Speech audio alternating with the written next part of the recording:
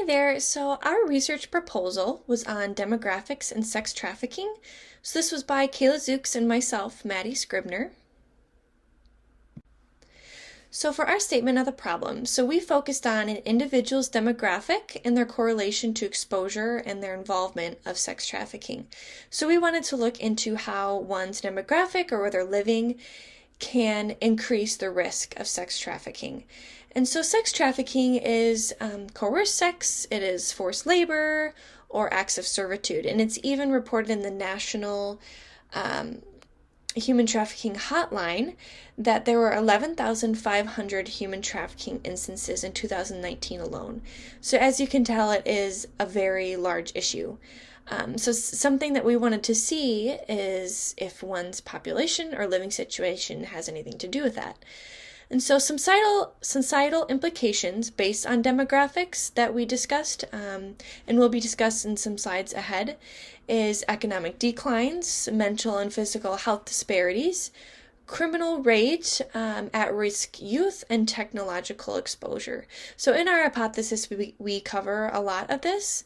But we wanted to see what the implications in society or what one's situation is like in their demographic area that could increase sex trafficking exposure. So for the literature review, we found a few things. So first, we found that there is a lot of lack of findings of those in the trade. So this could be for a variety of reasons. So a main reason we found was that those are uncomfortable coming forward, which is very understandable. So those that have experienced sex trafficking may not feel comfortable, telling somebody, reporting it, finding that assistance because they may not be ready. So that is a huge population that they figured that was not accounted for. And then additionally, it's those that are simply unknown. So that kind of goes along with those that are uncomfortable, possibly. But those that are unknown that may still be in the trade, that didn't realize that they were being sex trafficked, things like that, that also aren't accounted for in the findings in the literature review. And then we also looked at the risk and protective factors of human trafficking. And so first, we did find in the literature review that demographics plays a huge role in the risk of sex trafficking, especially those in higher populated areas. So that kind of confirmed what our thoughts were and what our hypothesis is going to be, which will be discussed next. That demographics do play a role in the risk of sex trafficking. Additionally, we found that protective factors played a role, such as resilience and survival factors. So this could be learned traits that an individual has, positive experiences they had growing up that effectively, reduce their risk to trafficking, things like that. But overall resilience of a human being is profound and can be a protective barrier for human trafficking. And lastly, childhood experiences is a big risk and possibly protective factor of human trafficking. So unfortunately, a lot of adolescents and youth are the victims of human trafficking, and usually women. And so this is something we wanted to look at, as if adverse childhood experiences played a role, and it did, according to the literature reviews.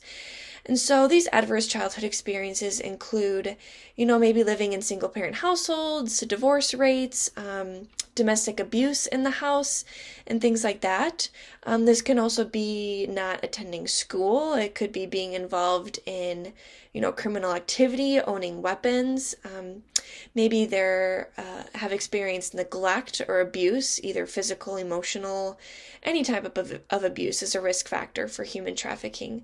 And so that's why it's very important to, address these childhood experiences, especially when it's youth and in the school system, to see these correlations. And overall, this plays a role in demographics as well, because a lot of these higher populations have adverse childhood experiences and may be prone to resilience and survival skills or a lack thereof. And lastly, for our literature review, we found that the use of internet is something that involves sex trafficking. So through advertising services, such as, job posting sites and even dating websites, gaming websites, the dark web, things like that, that youth are also involved in.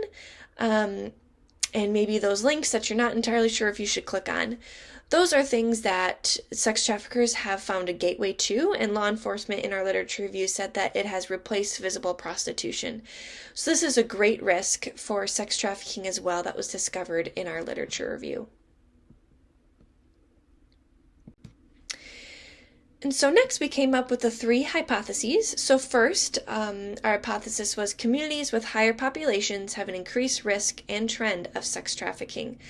So essentially, as discussed before, that when one lives in a higher population, there is that increased risk of being vulnerable to sex trafficking. And that can be for a variety of reasons.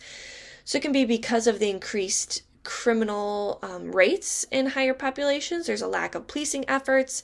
There's a lack of financial support that one can have, lack of resources, things such as that can overall increase the risk of sex trafficking. Our next hypothesis was communities with an increased rate of poverty, homelessness, or diversity have an increased amount of sex trafficking. So this one is interesting because it also relates with higher populations because there is higher rates of poverty, homelessness, and diversity in higher populations. But specifically for this, we came up with this being an increased rate because first, when lower poverty, there's increased vulnerabilities, and especially with generational poverty. I mean, when we take the example of Milwaukee, Wisconsin, there is segregational poverty, especially through housing. And so when we say diversity, more so that is because there is that form of segregation through income and housing and homelessness, especially as it affects the Black population and Hispanic population. That increased vulnerabilities to sex trafficking unfortunately affects that area. And that's usually where you see the higher crime rates. That's where you see drug and alcohol abuse. That can also play hand in hand with adverse childhood outcomes. And so our third hypothesis was individuals, specifically youth, have an increased amount of sex trafficking rates due to the increase in internet use and advancements in technology.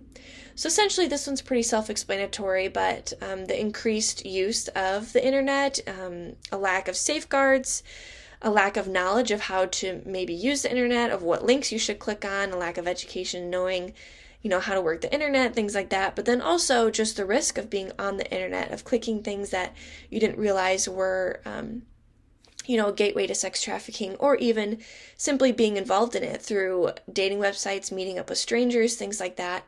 Especially youth have an increased risk of sex trafficking. And so for our research design and measurement, we came up with formulating structured interviews. So this would be formulated through medical and legal records to identify victims, and this would all remain confidential, and we decided to break it into 3 different sections of interviewing. So first, it would be interviewing on demographics. So that is through identifying their age, their citizenship, race, ethnicity, gender, location, things like that. The second section would be internet use, how much internet they use. So how many hours spent online a day? What kind of apps and websites do you have? Have you ever met with a stranger before that you met online? And then the third section would be focusing on socioeconomics. So that would be what kind of education have you had or are you in? What's your occupation? What's your salary? What's your personal history? What's your living situation like? Things like that. And so finally, our measurement would be through cross-data analysis, and this would be done primarily to observe victims and traffickers at a single point in time. And this would also allow us to kind of pool together the traffickers and victims into one population to be able to identify and structure those interviews. For the sampling part of our research design, we will be obtaining a sample of those affected by sex trafficking through law enforcement and medical documents. For the sample, we will only be looking at individuals who are male or female, that are citizens of the United States, and are under the age of 30. To do our sample, we will be using a multi-stage cluster technique to narrow down our sample from a national level, state level, to community level, and then finally individual households, to identify if there are any trends that appear based on each state and how these locations might be affected by certain factors.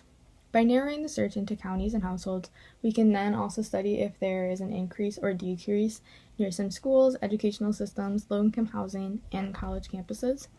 Once we narrow our sample down to individual households, we will then conduct structured interviews asking open-ended questions about one's demographics, their internet use, and socioeconomics to identify the possible risks of sex trafficking. We will be contacting these individuals by both a phone call and a formal letter explaining the purpose of our study and also requesting their consent and participation for the structured interviews. Since we will be working side by side with law enforcement, this will allow us to obtain the addresses and phone numbers that are needed of the people in our sample to send out the following information. There are some factors that may influence our response rate for consent, like if a participant no longer lives at the documented address or has the documented phone number, or if they have a lack of postage equipment.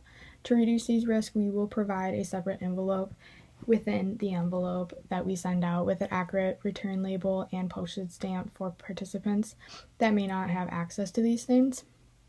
It is also very important that our interviewers are trained before conducting the interviews because trafficking victims often show signs of physical and psychological trauma because of the lingering effects of the trafficking. So our interviewers must be patient and understand that if victims do not want to talk about a certain topic or answer a particular question, then it is not required.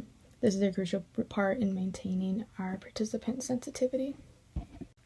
When all the interviews are done, we will then analyze the information that we got from both groups of victims of sex trafficking and the non-victims, and then compare the risk categories that are demographics, technology use, and socioeconomics by using a multivariate analysis and crosstabs within SPSS to look at our information.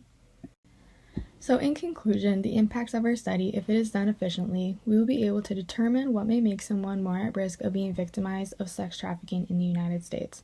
This will be done by analyzing and comparing the demographic factors, one's internet use, and socioeconomics of both the victims and non-victims through confidential structured interviews. Some limitations of our research or risk of error include lack of full access because some victims are non-reported, some are unidentified, and some are not willing to come forward, which is completely understandable given the circumstances. Another limitation could be if the participants are no longer living at the documented address or have the same documented phone number, it will be hard to contact them to get their consent for the interviews. And lastly, poor communications between the interviewer and the participant.